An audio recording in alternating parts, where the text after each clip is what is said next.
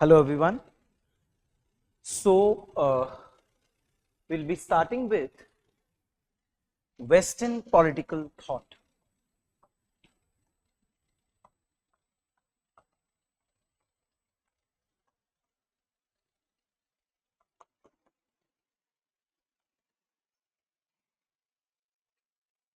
Now generally in your JRF lectures there is no dictation involved, but I would recommend that if you are comfortable, if you feel like, then you can definitely go on to write some running notes. I mean just for your own reference, because somewhere down the line they might come handy in your preparation, because it always helps to revise. Okay, so although you have PDF with you, you may skip to write, but just as a running note, that will make the lectures more it will be more engagement worthy for you. Got it? So when I say Western political thought, here there are three different terms, and obviously they might mean something. There will be some context to it, how we understand these three terms. Now when I say Western, although in your syllabus there is Indian political thought as well, so if I am using the word Western, that means it stands in comparison to some other word which is Eastern. Okay, logically there will be some difference between Western way of thinking and Eastern way of thinking. So when I say Western, I automatically try to draw a distinction between the Western thought and the Eastern thought.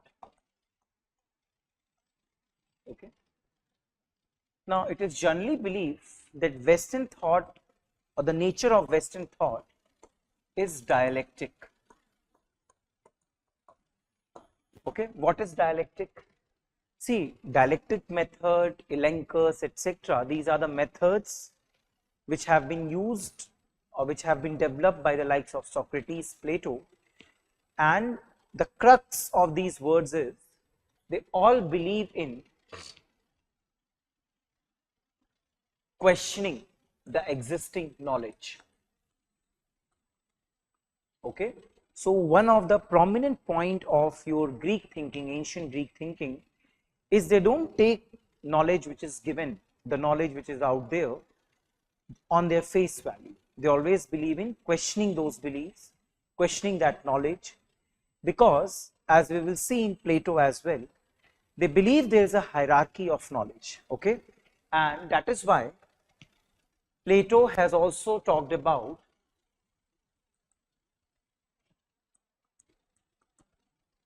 divided lines. Okay, and divided lines in a nutshell, they talk about hierarchy of knowledge, which again means that not all knowledge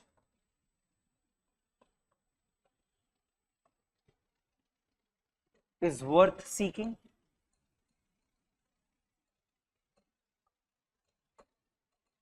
Okay, so as human beings, you must seek some specific kind of knowledge, a knowledge which is transcendental, a knowledge which is universal, a knowledge which helps you in achieving a good life. Got it? So when I'm saying that when we are talking about Western thought, then one unique nature of Western thinking is that it is dialectic. When I say the word dialectic, it means they have a questioning attitude. They don't take things for granted. They don't consider a given knowledge to be true on its face value. They will test that particular knowledge. They will question, they will counter question. And once they will think, or once the debate settles the curiosity in them, on their mind, when once their reason says that okay, we have reached somewhere, this knowledge is a true knowledge, then only their quest, their search for true knowledge will stop. Otherwise they will go on continuously questioning, putting the loopholes, identifying the loopholes in the given knowledge. And since Western thought is based on dialectic. Second nature is, or second thing that we link with Western knowledge is that it is based on reason, logic. Got it? And they both of them, they click to human mind, they click to human reason. Got it? So two things. Western knowledge is, or the Western method is dialectical, based on reason and all. Now something which clicks to your reason, not your heart, automatically that knowledge becomes secular. Okay? When I say secular, that means they are more and more concerned with human and related issues. Okay? Now when I say they are concerned with human issues, that automatically means that they are concerned with this worldly life. They want to solve the problems which is affecting a given society. So they do through with the help of politics. Okay? And they generally do not see a narrow view of politics. For them, politics is linked with ethics. At least in your ancient Greek thinking, they do not differentiate between politics and ethics. Why? Because both politics and ethics, they both lead to good life. They both are methods to achieve good life. ठीक है? Good life, better life. इस good life को एक शब्द बोला जाता है eudaimonia. Okay? Happiness, good life, etc. Got it? So this is when we decipher Western political thought and we pick the word Western, we try to differentiate between Western notion and the Eastern way of doing things. Okay? So in conclusion, we can write that Western thought is all about dialectics, that means questioning things. Second, reason, appeal to human reason. Okay? Then it is more or less secular, that means focus on this worldly issues. Why? Because they want to help solve societal issues.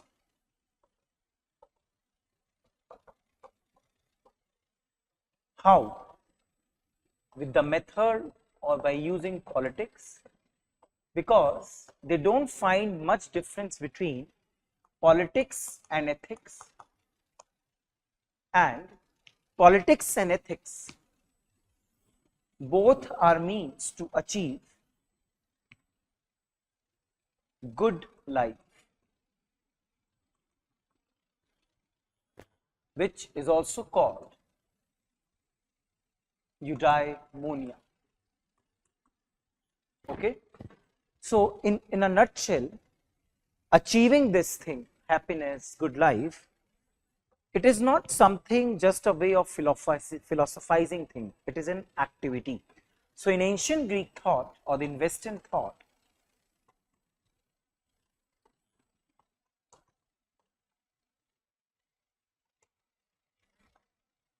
happiness, or for that matter good life,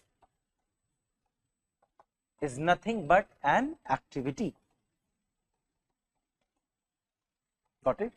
So this is the crux when I use the term Western. Now compare this with Eastern.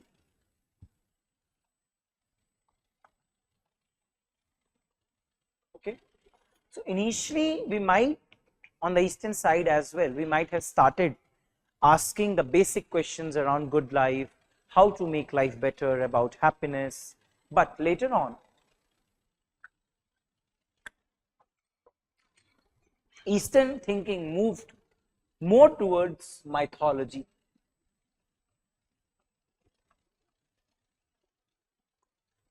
Okay, and mythology is something that you just accept, you don't question that. Okay, and that is why the Eastern thought is known as didactic. Didactic. Okay, that means tendency of not questioning. That means uncritical thinking. Okay, you just accept what has been told to you, you don't question that. Now because of this, the knowledge, the progress of knowledge, that does not happen, and the knowledge system becomes stagnant. Okay, now since you are becoming stagnant, there are chances that whatever you are saying that might not appeal to your human reason. That means you will have to appeal to human heart, you will have to appeal to emotions, and it is wherein religion comes into picture. So when the Western knowledge was more or more secular, solving this worldly problem, Eastern knowledge started becoming more otherworldly.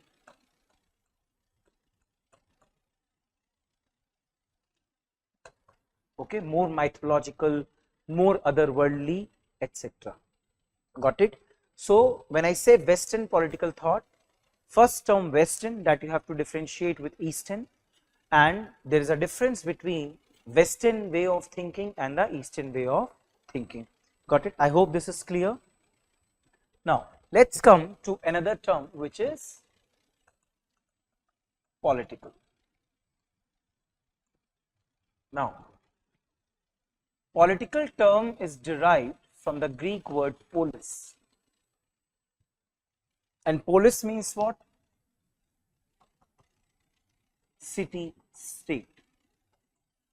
Okay, so when we imagine the times of thinkers like Socrates, Aristotle, Plato, etc., back then this modern form of nation states did not exist. Back then there used to be self-governing regions known as city states, like Sparta, like Athens. They used to exist, and they were largely self-sufficient economies, they were largely self-sufficient societies. So when I say political, and which is deriving from polis, city state, that means whenever we are talking about politics, we are concerned with the state, the institutions of governance,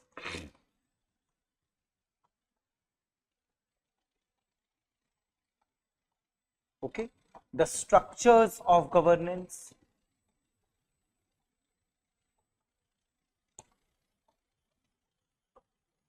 so on, so forth.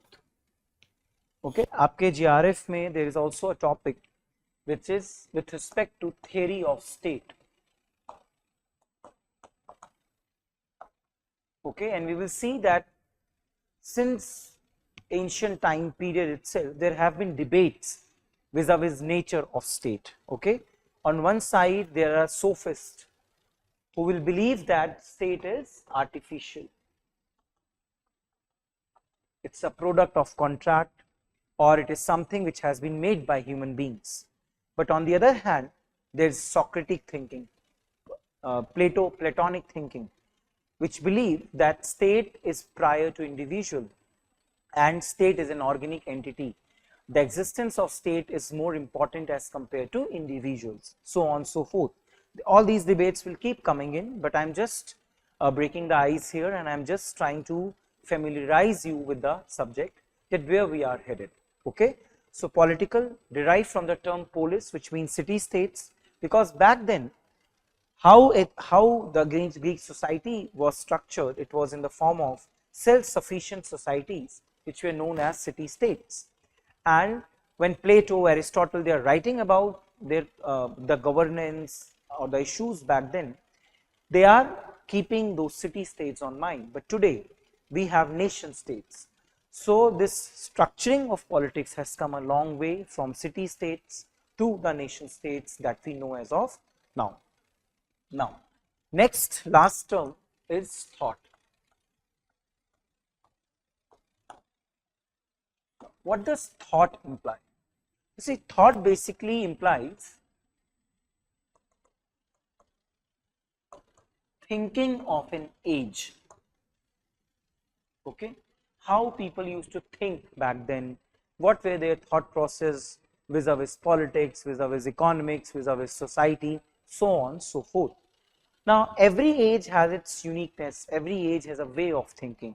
So, in ancient Greek, they used to think in terms of, say, at least during Socrates' time, how to make human life better, how to lead a good life. For example, Plato will be concerned with the corruption in Athenian society, and he will write from that perspective. And in order to make Athens a better society, a good society, an ideal society, he will think from a very larger and organic perspective, giving more importance to state and ultimately settling by the idea of philosopher king. Now, that is one kind of thinking, but in all these thinking, they are giving prominence to reason. Okay.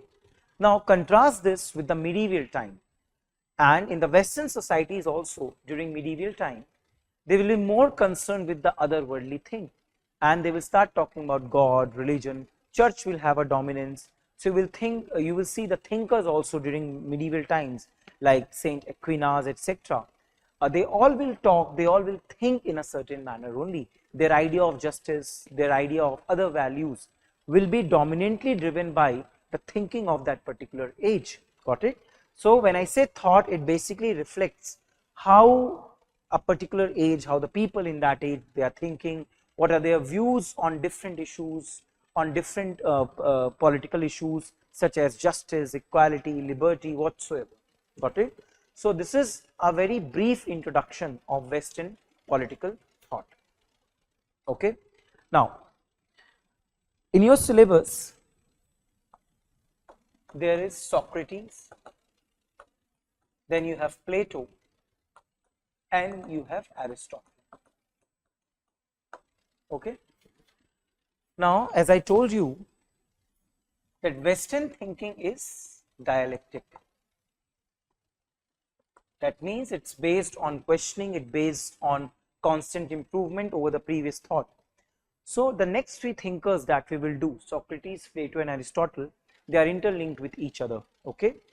Plato is someone who is improving upon Socrates, or who is taking inspiration from Socrates, going a step ahead, building his thought process, taking inspiration from Socrates, questioning Socrates, etc.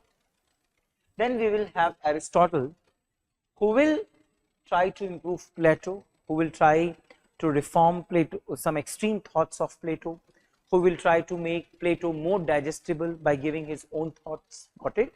So in next 2-3 classes till we are doing Aristotle, remember they all are linked to each other, and every now and then my references will keep moving between the three of them. Now, Socrates is known as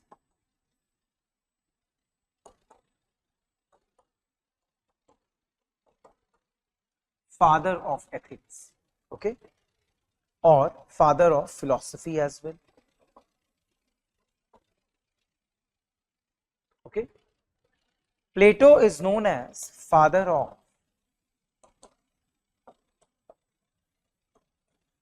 political philosophy, and Aristotle is known as father of political science. See? Socrates, father of philosophy or ethics, Plato, father of political philosophy, and Aristotle, father of political science. Now, there is very thin line difference between all these terms, okay, and generally when we do political science, our broad idea is to go for creating generalizations, okay. Our idea is to create generalizations. Now, Why do we create generalizations? Because we need some explanatory models. We need explanation behind the phenomena. Okay, say for example, tomorrow certain events fall in the place in a similar manner. Can you explain those things based on the earlier phenomena? Yes, you can do so. उसी को बोला जा रहा है generalization, explanation, or we call it theory. Okay, so theory is what? Theory is a generalization. Theory is an explanation which helps us understand what is happening around us. Okay, now theories are of two kinds. One is normative, another is scientific. Okay, because in science also you do theory building. Okay, so theories, which is generalization, a general explanation of the phenomena of the reality which is happening around you, is generally of two types. One is normative, another is your scientific. Now normative theory, as the name suggests, generally deals with norms, values, or it looks into questions which are ought to be. ठीक है, ought to be मतलब कैसा होना चाहिए, ये हो सकता है, something of that sort. तो normative theory building is more about norms, values. Say for example, they will talk about issues like liberty, equality, justice, so on, so forth. Okay.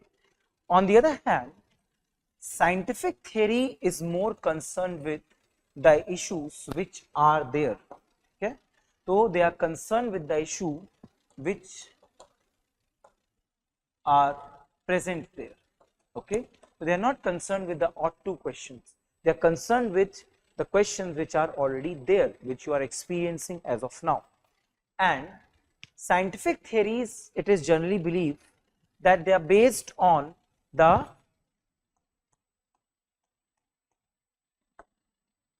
sensory observations. That means they are based on empiricism.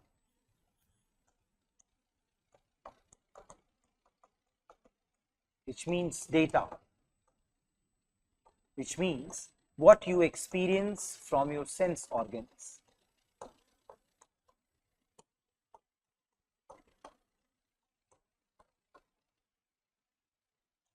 Got it? On the other hand, since normative theory is concerned with respect to ideas, with respect to norms, those things you can't experience from your senses. So for that you will have to use your imaginative power. For that you will have to use your reason. Okay? Now, generally speaking, that is why there is a distinction between two kinds of methods. One is your deductive method and other is your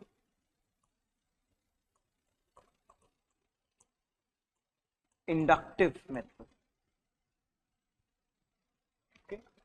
Deductive method and inductive method. Now, what is deductive method? Okay, as the name suggests, here you start with a certain premise. आपने पहले ही बता दिया, this is my statement, this is my generalization, this is my theory. So you give the theoretical statement from the very start. You give the generalization from the very start, and through back channels or through reverse engineering, you now try to prove your general statement.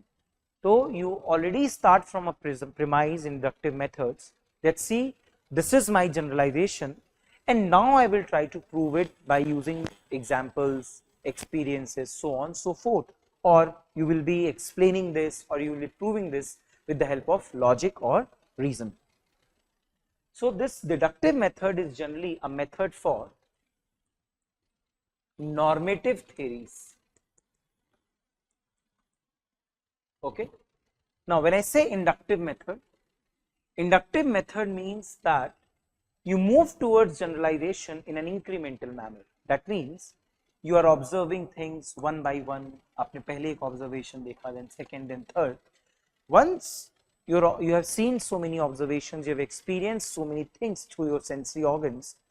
Now you come to some general conclusion. Okay, so here in inductive method, you are moving from particular instances towards generalization. Okay. But inductive method, you start from a generalization and then you move towards particular ideas or particular ways of proving that general statement. यहाँ पे उल्टा चल रहा है, यहाँ पे उल्टा चल रहा है. Got it? So generally speaking, inductive method is linked to scientific method. Although today we don't generally see a difference between the two of them, or we generally do not compartmentalize the two methods, because even science requires deductivism at some point of time. Even normative theory building at some point of time now requires your inductive methodology, because in political science we come across a term known as rise of behavioralism. Okay, that means use of scientific methods in developing the political science theories as well. But overall, if we see the very basics, then it means there are two methods. One is your deductive method, other being your inductive method.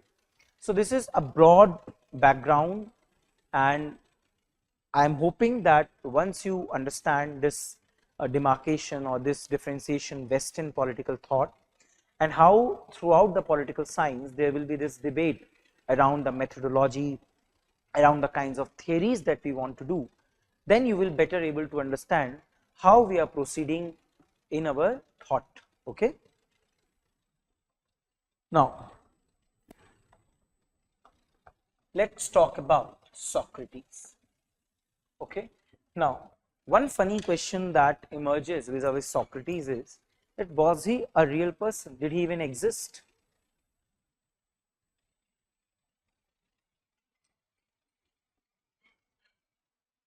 Did Socrates exist at all, or it is a simply figment of imagination, or he is simply an idea which has been created by Plato, because somewhere down the line with the help of Socrates, Plato wanted to take all the credit that see Socrates died, he was a foolish person, and see me, I am the one who is better as compared to my own teacher Socrates. So this thing about Socrates, that whether he was existing in real life, or which part of Socrates is true, which part of Socrates is untrue, or where there are many Socrates, because see, many scholars have written many books on Socrates, and nobody can exactly vouch for that Socrates was some real person or not. Okay, and many people have interpreted Socrates differently according to their own objectives, etc. Now this problem, this debate whether Socrates existed, or of so many interpretations of Socrates, which interpretation should be followed or not followed, this particular thing is known as the Socratic problem. Okay, so in your JRF paper they might just give a statement that by the Socratic problem, what do you mean? So they might give you 4 issues. So they might ask you, एक statement मान लीजिए उन्होंने दे दिया कि it means the problem of reason. No, that's a wrong answer. When we say that the Socratic problem, it basically implies that there are many interpretations of Socrates. In fact, there is a debate whether even Socrates existed or not, how we get to know about Socrates, etc. Got it? So the interesting answer to this is that the Socratic problem continues even today, but there are certain sources through which we can understand, or where we get some reference vis-a-vis Socrates. Okay, so and this problem is arising why? Because see, Socrates has never written about his thought process. Socrates never left any literature. He was a philosopher of agora. Okay, agora means what? Roaming place, city. So he used to roam from one place to other, and he used to irritate people by asking questions. He used to irritate people by questioning their beliefs and all. So we don't have much literature on Socrates. Whatever we know about Socrates, we know through certain sources. Okay, so some sources which we draw and we try to come over this Socratic problem are: first is your Aristophanes. Okay, so Aristophanes is a literary figure back in Socrates' time, and he has written some comedies. Okay, and in that comedy, one of the character is Socrates. इनकी comedies क्या क्या हैं? Clouds 2, Birds and Frogs. So these three comedies have Socrates as their character, one of the character. So through these work, through these playwrights of Aristophanes, we get to know that okay, there was somebody known as Socrates. Then another account is Xenophon's Memorabilia. Okay, Xenophon is again a person that keeps coming into a lot of dialogues which have been written back then, and Xenophon himself has written one book known as Memorabilia. Now, Memorabilia is known for a very specific event which is known as the story of choice of Heracles. Okay, the story of choice of Heracles.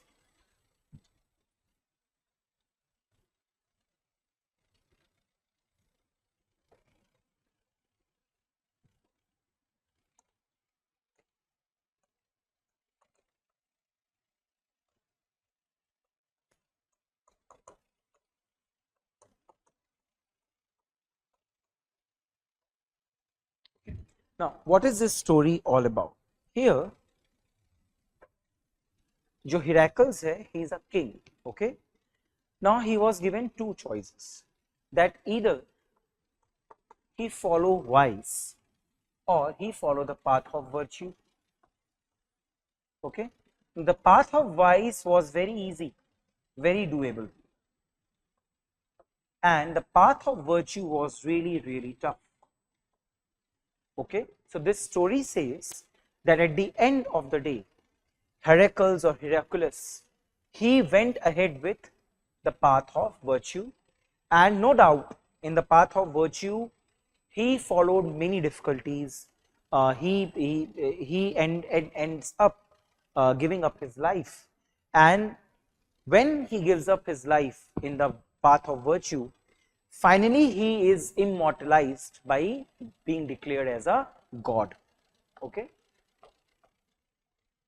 Now this story, why I am telling you this story, two things. First, there can be a question on it because key Memorabilia is known for which of the events. So you must know it is known for the choice of Heracles. So he was torn between two choices, whether to go for an easy path, which was the path of vice, or to choose a tough path, which was a path of virtue. He chooses the tough path, and eventually he ends up dying, but he is rewarded by being immortalized as a god. He was declared as a god. Now this theory has a deep imprint because it is generally said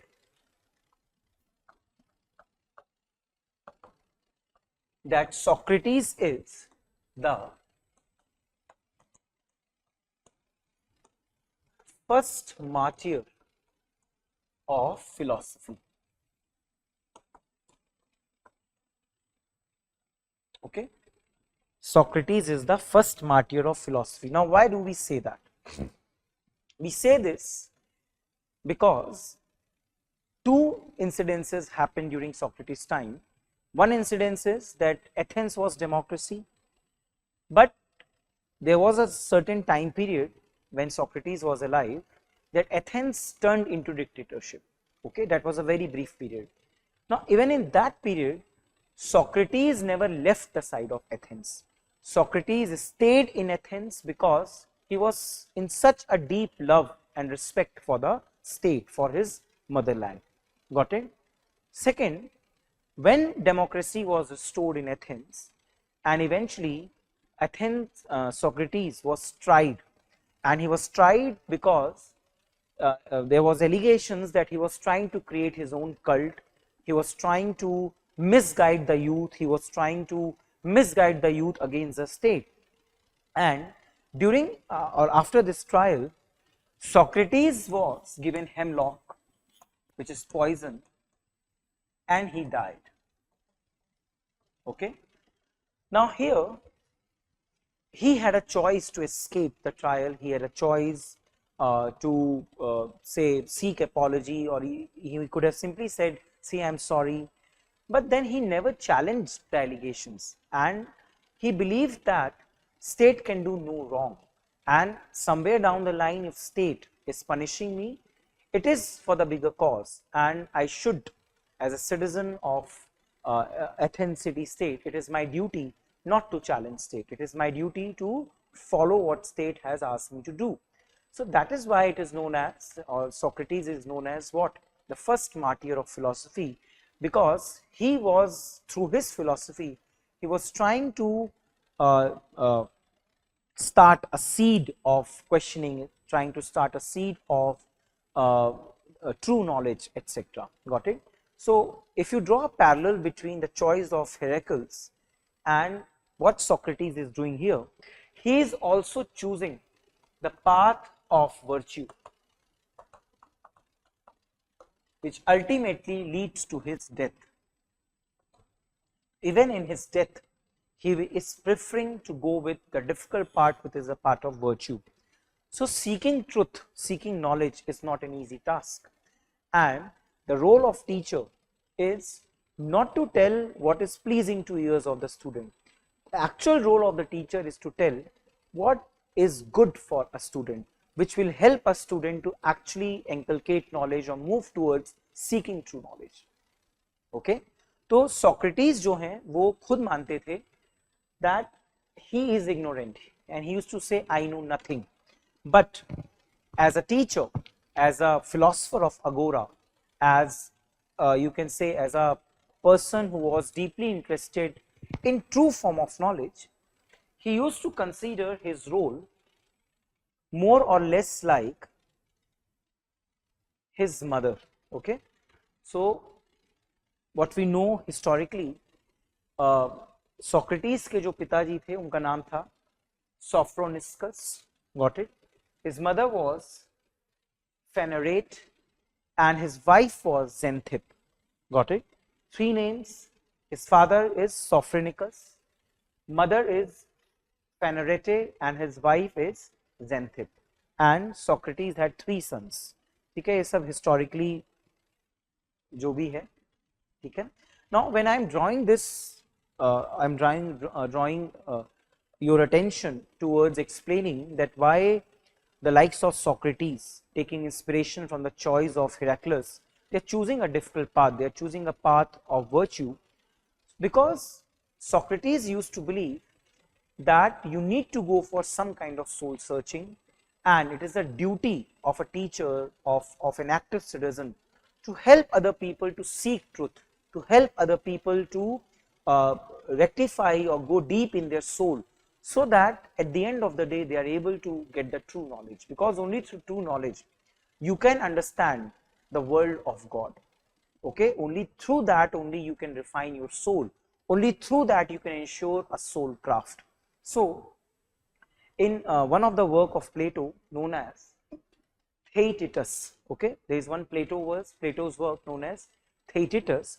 In that work, Socrates considers that his way of philosophizing is something like the occupation of mother who was a midwife. Okay, midwife क्या करते हैं, बच्चा deliver करते हैं, खुद deliver नहीं कर रहे होते, ठीक है, they are helping somebody else in delivering a baby.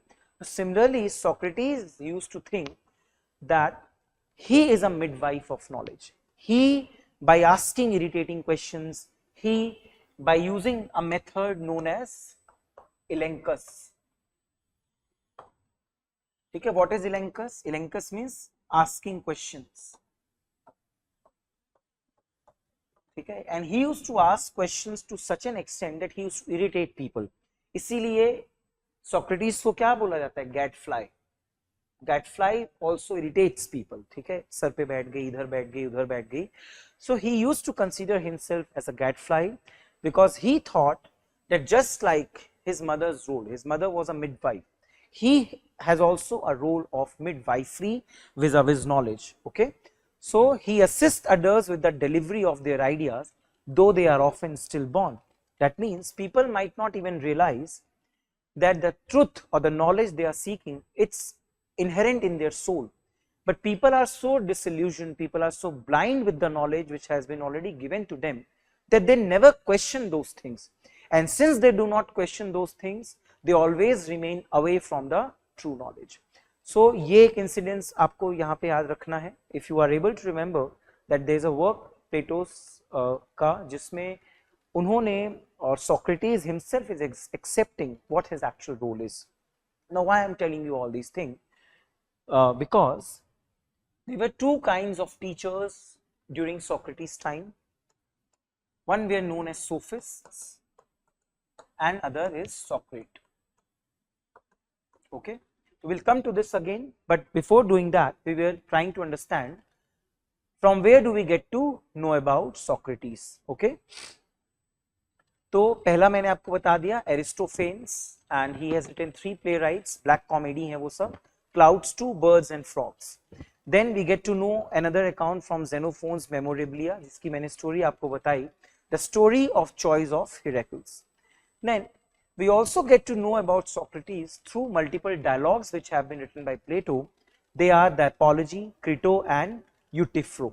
Okay, now as I told you that Socrates was given hemlock because he did not challenge his trial, and it was alleged that he is corrupting the mind of youth by telling something else. Okay, now the dialogues which I have mentioned, they all have some incidences or some events related to Socrates' death. Okay, so in Euthyphro, Socrates is on his way to trial for impiety and corrupting the young. तो ये match the following types question आ सकते हैं कि किस dialogue में आपको Socrates के इन मेजर लाइफ इवेंट्स के बारे में जानने को मिलता है. तो इन यूटिफ्रो Socrates is going for his trial because the allegations are impiety and corrupting the youth. In the Apology, there is a description on his trial and conviction. ठीक है. Then there is another dialogue known as Crito, where there is a description on one of his days in prison after he was convicted. And the last dialogue, which is the Phaedo, it describes his last day and his death. ठीक है. तो वो last दिन जो है कैसे अपना दिन गुजार रहा है, and how he was given hemlock on his last day. Okay, so remember these 4 dialogues. Euthyphro talking about when Socrates is going for his trial, Apology talking about his trial and conviction, Crito is describing his days in prison, and last but not the least, Phaedo, where his last day and his death is described.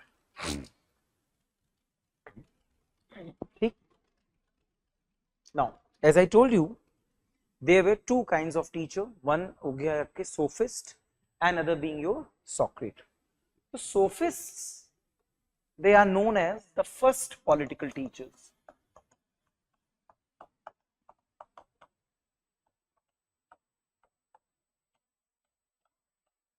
They are known as what? First political teachers. Why? Because see, they were training people. They were training the citizens, the young people, that how to come into politics, how to retain in politics, how to grab power, how to maintain power. And for them, money, power, etc. is more important. Got it? So they are telling youth that it is okay to search for power, it is okay to use money, and it is okay to talk sweet, it is okay to say a lie to other people. Why? Because at the end of the day it is helping you to come in power. So ये लोगों को politics करना सिखा रहे थे, and for them one short way of ensuring your political position is with the help of rhetorics. What is rhetorics? Rhetorics is all about, you can say, dialogue baji. Got it? लोगों को वो सुनाना जो वो सुनना पसंद करते हैं. Got it? And उनकी हाँ में हाँ मिलाना. You can just say being politically shrewd, being street smart. Okay, so that you can garner votes from people, so that you can become populist among people, and you end up having power. So these are the sophist one, or they are known as the first political teachers, and they used to do all these things in lieu of money. ठीक है, तो ये पैसे लेकर के पढ़ाते थे, and their whole idea was that you have to invest in yourself, you have to be too much individualist, ठीक, and they used to say that there is nothing like perfect truth, ठीक है, truth is relative, तो इसीलिए sophist को we call them ethical relativists as well. Okay, why? Because they believe that it is beyond human reasoning, it is beyond human capacity to understand each and every aspect of truth out there. So it's better you limit yourself, and secondly, there's nothing like universal truth. Truth is always contextual, knowledge is always contextual, so it's better that you don't chase these kind of things, don't waste your time on this thing, don't waste your resources on chasing such things, and that is why they are known as ethical relativists. That means truth for A is different, truth for B is different, truth for C is different. There is nothing like universal morality, there is nothing like universal ethics. Aapko in a given situation, whatever you feel like, you do based on your own interest. So generally they are teaching self-interest.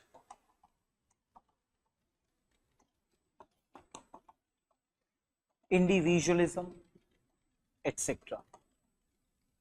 Okay. Now this is the major problem of Socrates, and he will say this is not the true knowledge. Whatever they are teaching, that is nothing but illusion. ठीक है, man is not self-sufficient, man needs family, man needs states, man needs society. How can you say that serving your self-interest is good for the society? And their political teaching is the main reason, or their political teaching is something which is making Athenian society weak society. It is making Athenian society corrupt. क्यों? Because the people who are ruling, they are also ignorant. They have been taught to think like the sophist way, and this is the reason why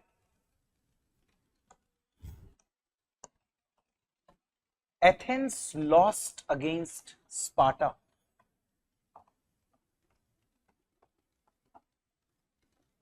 In the Peloponnesian War.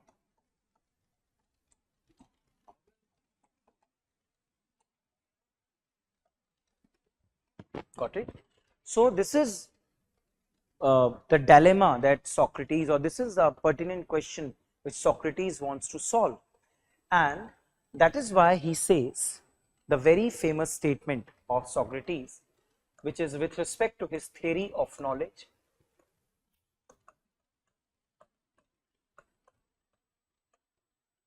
Which is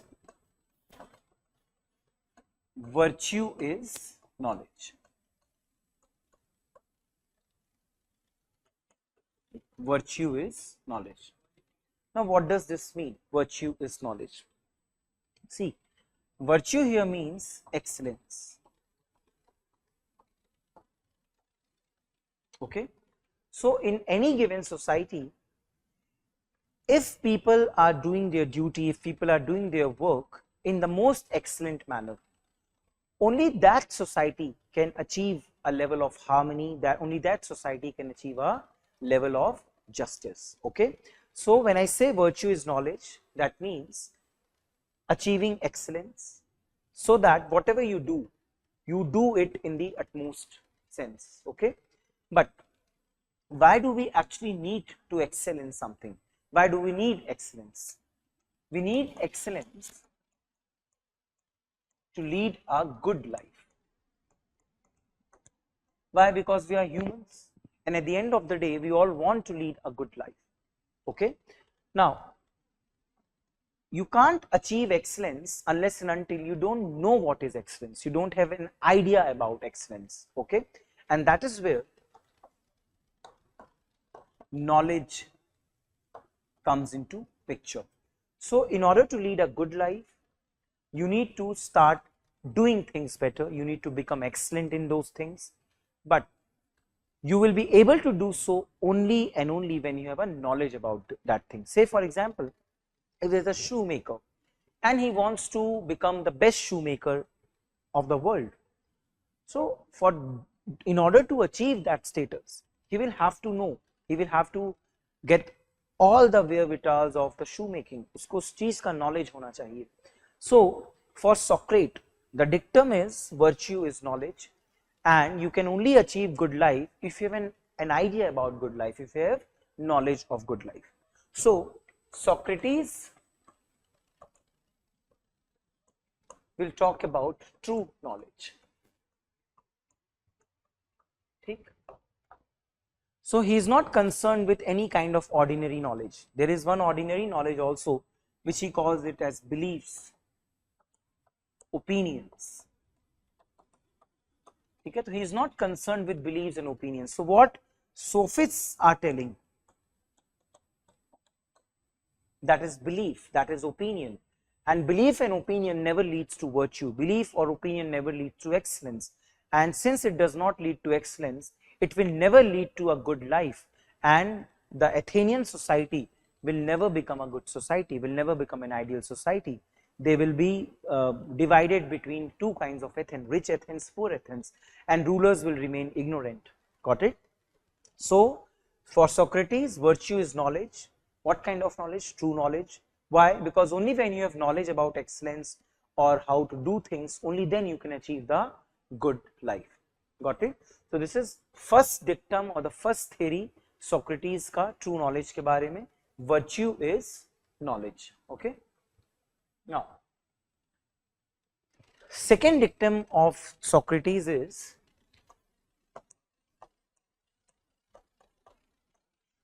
an unexamined life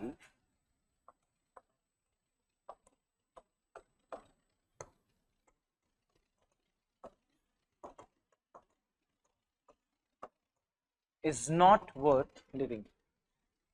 Got it? An unexamined life is not worth living. That means what? Again, he is here criticizing sophists, because what sophists are telling, that's a very hegemonic or the dominant knowledge of that particular time, and people are not even questioning this. So Socrates is saying that unless and until you do not challenge the existing beliefs and opinions, you will never be able to achieve true knowledge. ठीक है? True knowledge होता क्या है? True knowledge is something which is transcendental, which is universal, which cannot be challenged easily. If any knowledge is being challenged so easily, that means it was merely a phase, it was merely an opinion, because the quality of true knowledge is that it has reached a level of synthesis. It is very difficult to challenge it at that point of time. Got it? So an unexamined life is not worth living. That means only when you question things, only when you search for knowledge, only then you can achieve excellence, and only then you can lead a good life. And that is why, in order to examine every existing belief, he developed a method known as Elenchus. Okay, Elenchus मतलब वही questioning, ठीक है, challenging the existing belief, asking people only that okay, you are saying this thing, tell me how is this correct. So letting people to question their own belief system, that is Elenchus. Okay, and where did he develop this Socratic method, या Elenchus method? So it was developed in a dialogue Euthyphro. Okay, so here Socrates cross-examines the existing ideas. So the question आता है that where we can see the use of eclectic या Elenchus method by Socrates, it is in Euthyphro. Then, as I told, one more thing about Socrates is, apart from these two dictums, that Socrates used to believe that whatever people do, ठीक है, अगर people are doing some mistake as well, they are not doing because they are inherently evil. Okay, for Socrates, people are not inherently evil. People have capacity to reason out, people have capacity to think critically, but the problem is that the fog of ignorance is so deep on their minds, on their souls, that they are not able to think beyond that, and whatever mistakes people are doing, they are doing out of ignorance. So it's not required, or it's not advisable to punish those people, rather you reform those people, you help those people to remove their fog of ignorance and move in the direction of knowledge. So this is a very reformist stance which Socrates is taking towards people who are, because of their ignorant beliefs, because of the illusion of opinions, they are doing certain wrong acts. Got it? इसी को he has said known as acrasia. ठीक है? Acrasia. There is a term acrasia which means what? That people are not willingly bad. ठीक है? उनका inherent nature खराब नहीं होता है. भगवान ने लोगों को बुरा बना करके inherent nature से बुरा नहीं बनाया है.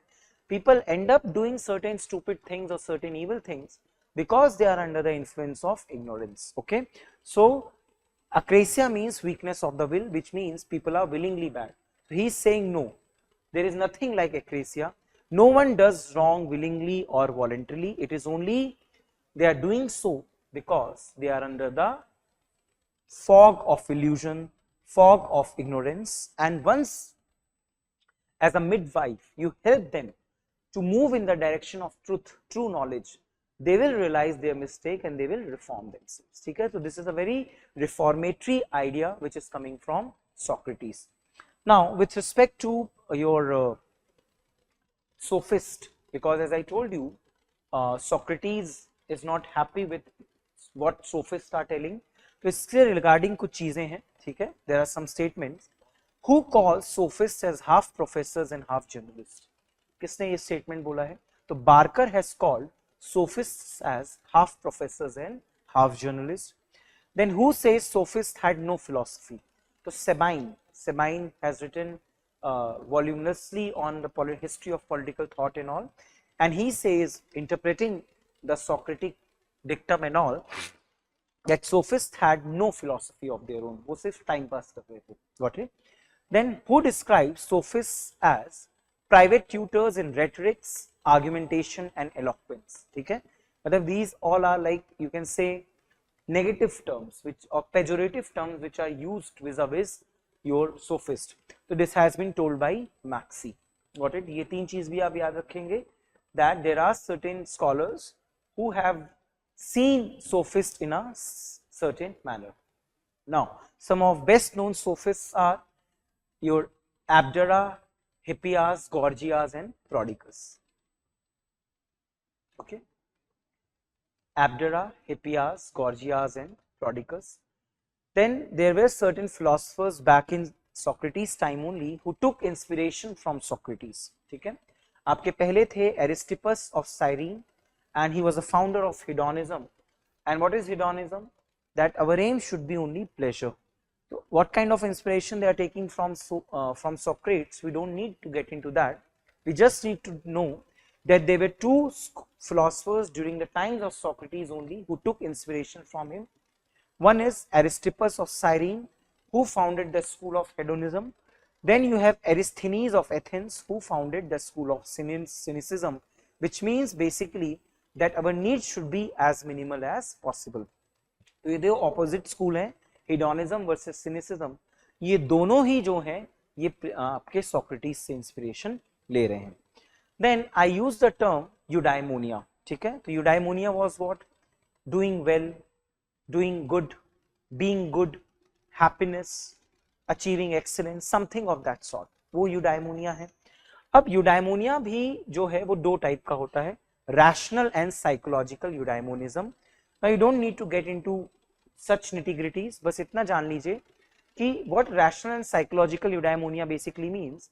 It basically means that as an individual, as a human being, I will only do something only which is worthy of doing, only which is adding to my happiness, only which is making me more reasonable, only which is helping me to achieve my goals of good life. Okay, so I do something because that something helps me to achieve my good life, and I do only those things which help me achieve good life. यही जो है psychological और rational eudaimonia का examples हैं. That means my actions are driven by my goal of eudaimonia, and whatever actions I will do that are again driven by my goals of eudaimonia. Got it? It's a very philosophical argument. Just understand that eudaimonia, we are 2 points They both tell you why is X worth pursuing and why did you actually do X. Okay, and I've already mentioned what is Socratic problem, जो मैंने आपको starting में बताई थी. Okay, so this is all about Socrates, and where do we get to know about him, and how he was very much different from sophists. Sophists were materialist, Socrates was an idealist. Socrates used to believe that I know nothing, and when he says I know nothing, it basically implies that he was not starting from the position of arrogance. He was always open to the critical thinking, and that lays the foundation of the Western political thought, which is based on critical thinking, which is based on dialectics, which is based on asking questions. Got it? So this is all about your first thinker, which is your Socrates. Got it? So I'll end my first lecture here. In next class, we'll start with Plato, and we'll try to finish Plato in a given lecture itself. Thank you. Have a good day. Try to focus on all the key terms and how the trial of Socrates is going on, and in different dialogues, what major events we get to know about Socrates. Okay. Chaliye. Thank you. Have a good day. Take care.